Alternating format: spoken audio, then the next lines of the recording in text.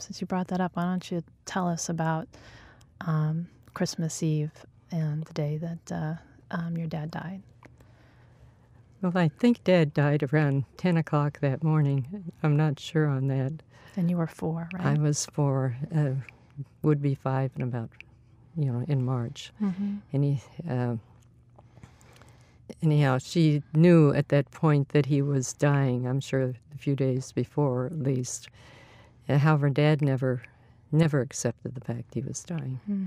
And anyhow, she by that night, she had my uncle, knowing that he was dying, had driven down.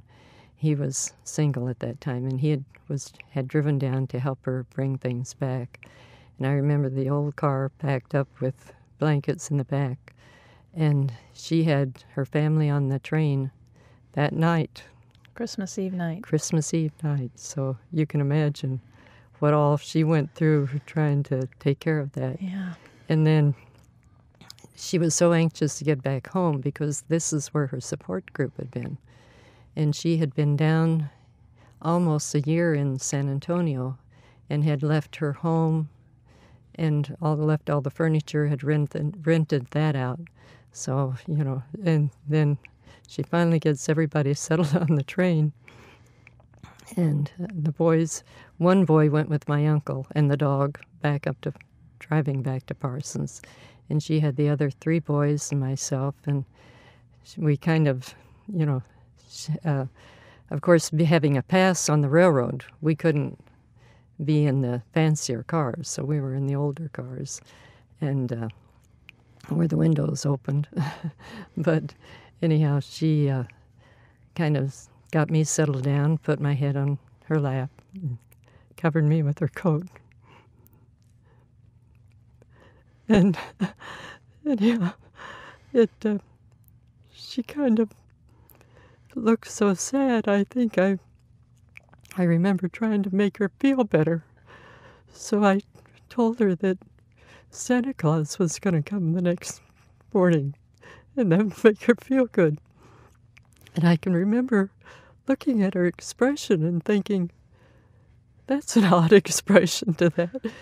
And she kind of looked away for a while, probably trying to control herself. And then she said, "Oh, honey," she said, "I don't think he's going to come tomorrow. Or I don't know whether she said tomorrow or this year." And I thought about that a while, and I said, "Do you mean that just because my daddy died, Santa Claus won't come?" And at that point, she really had a startled look on her face, and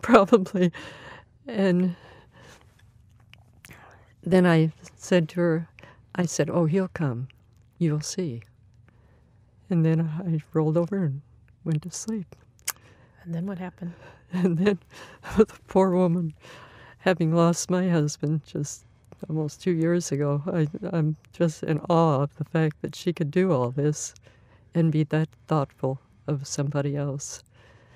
And she managed to talk to the conductor, and then I guess he talked to the engineer and everybody else. This was back in a time when trains prided themselves on being very much on time.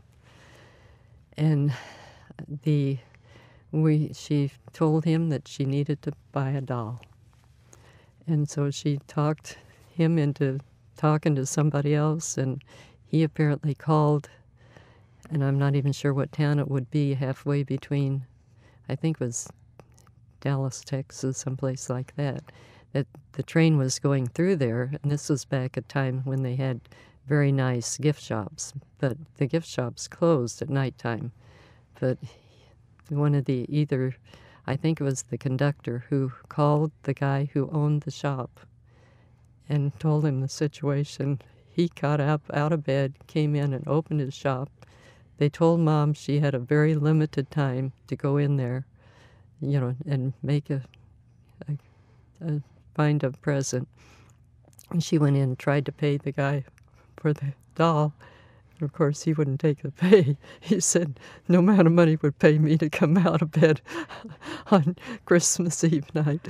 But he gave her the doll. And anyhow, when I woke up the next morning, I had the doll with me, and I looked up at her and I said, "See, I told you he'd come." So you were right all along. Well, I guess that's when I started believing in miracles.